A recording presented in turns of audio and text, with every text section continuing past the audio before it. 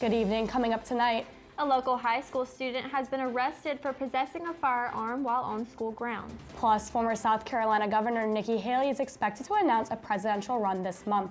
And later, head football coach Shane Beamer landed some promising prospects on National Signing Day yesterday. But first, Nicole Smith is in the studio here with us now. Nicole, what weather can we expect to see this weekend? We can finally be expecting to see some sunny weather coming up. I have the weather forecast for this week and more for you tonight on SGTV Student News at 7.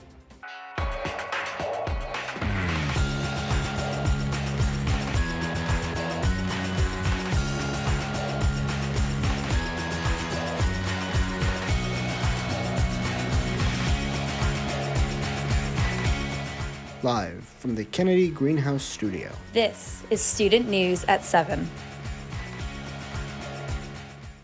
Good evening, Carolina. I'm Meagan Daukshus. And I'm Elizabeth Martinez. Thanks for joining us tonight. Richland County officials charged a local teen for bringing a firearm to school on Tuesday. Officials say Blythewood High School resource officer notified school administrators that a student had a loaded gun in his possession. Richland County Police immediately took the student into custody with no incident. No threats were made to any student or staff, and the firearm was not presented. The 15-year-old student is facing multiple charges, including possessing a weapon on school grounds, possession of a pistol under the age of 18, unlawful carry, and simple possession of marijuana. He is currently being held at the juvenile wing of the Alvin S. Glenn Detention Center. Former South Carolina Governor Nikki Haley will be running for president in the 2024 election. According to the Post and Courier, the South Carolina politician will soon formally announce she is seeking the Republican nomination in the upcoming president election. The confirmation of her entry into the race came from a close insider of Haley's. Haley has stated in the past that she would not be seeking the presidency if former President Donald Trump ran again. However, it seems her attitude toward the race has shifted, tweeting, quote, "It's time for a new generation, it's time for new leadership, and it's time to take our country back. America is worth the fight, and we're just getting started," end quote. Haley's team has advertised a special announcement on February 15th at the shed at the Charleston Visitor Center in the heart of the city's tourism district.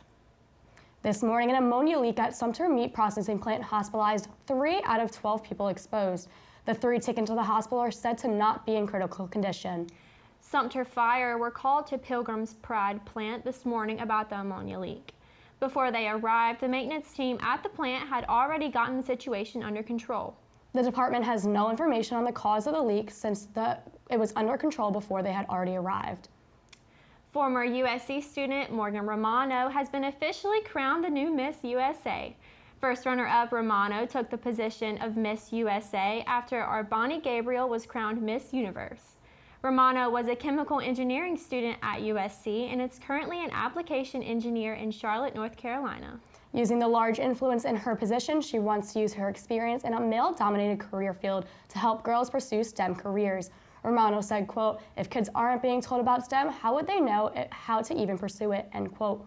With the goal of getting young girls interested in STEM, she started a personal initiative called Outside the Box that sends boxes with science materials to hospitals, classrooms, and libraries. Romano continues to influence girls about STEM as the new Miss USA. How awesome is this that she's a USC alumni? So great, and to be supporting STEM for young girls is such a good program. Such a great campaign. Coming up after the break, the latest in Gamecock sports. Stay close. Gamecock football head coach Shane Beamer landed some promising prospects on National Signing Day yesterday. Among the pool of incoming talent are 5-star athlete Nicholas Harbor and 3-star wide receiver Elijah Caldwell. Harbor, who also intends to run track under head coach Curtis Fry, offers exceptional speed for Beamer's developing program. We are really excited, obviously, about this group that we just put together, and it was already a pretty special signing class before today. And then to be able to add to it today with 2 great players and 2 great young men as well, we certainly got better as a football program. Another South Carolina team with recent offseason additions is Gamecock volleyball. Head coach Tom Mendoza expanded his staff yesterday by announcing former player Brittany Farrell will be joining the team as assistant coach. Farrell played for the Gamecocks in 2018 and 2019. both of which were seasons where USC made the NCAA tournament. Mendoza says Farrell's experience brings, quote, a mix of competitiveness and compassion, end quote. Now over to a sport that is in full swing. The women's basketball team is hosting the Kentucky Wildcats tonight. The two teams have already met once this season when the Gamecocks traveled to Lexington in mid-January. Then the Gamecocks triumphed a 95-66 victory. And tonight they look to extend their season's undefeated streak with another win against the Wildcats. But the Gamecocks shouldn't get too cocky, as head coach Don Staley noted that Kentucky does have a knack for defense. I just think they're getting better and better and better. And fortunately for us, we play them there, and then we get a chance to play them here, where we'll have a home court advantage. That game tipped off when we went live, and you can head over to the SEC Network after we wrap up here to catch the rest of the contest. For News 4 Sports, I'm Violet Raftery. Thanks, Violet. Coming up after the break, News 4 entertainment reporter Brianna Rao will lay down the talk of the town. Stay tuned. Welcome back. Joining me now is entertainment reporter Brianna Rao to fill us in on what is happening in Columbia this weekend. What do you have for us, Brianna? The 5 Points District will soon be home to a new crowd. This crowd's most dangerous weapon might just be their reading comprehension skills. Columbia book lovers and cafe dwellers, this one's for you. All Good Books, an independent bookstore, will offer a full cafe, is set to come to 734 Hardin Street, the former site of the Thirsty Parrot Bar. USC professor of tax law, Clint Wallace, one of the owners of All Good Books, said, quote, there are a ton of local authors doing amazing stuff that we just do not have a place to celebrate, let alone put on their stuff on the shelves. There are big stories that do a little bit of that, but they don't have the same kind of local feel, and that is what we're striving for. His partner, Ben Adams, previously ran Odd Books, Bird Books on Main Street, echoed that they'll focus on highlighting local and regional authors. The owners plan to open All Good Books by early March 2023. I am looking forward to this. I love books, and it sounds like a new place to go hang out with your friends and study. I agree, and I think the fact that these are local authors is just going to be another form of people getting connected into the USC community and the Columbia community as a whole. I agree. Celebrate Valentine's Day a little early with this OG lovers, the ones who keep us believing in love, Romeo and Juliet. Right here in Columbia at the Koger Center, you can watch the Star-Crossed Lovers this Saturday, February 4th at 3 p.m. and again at 7 p.m. in a ballet production of Romeo and Juliet. These performances will be the work of Columbia City Ballet and South Carolina's Philharmonic Orchestra.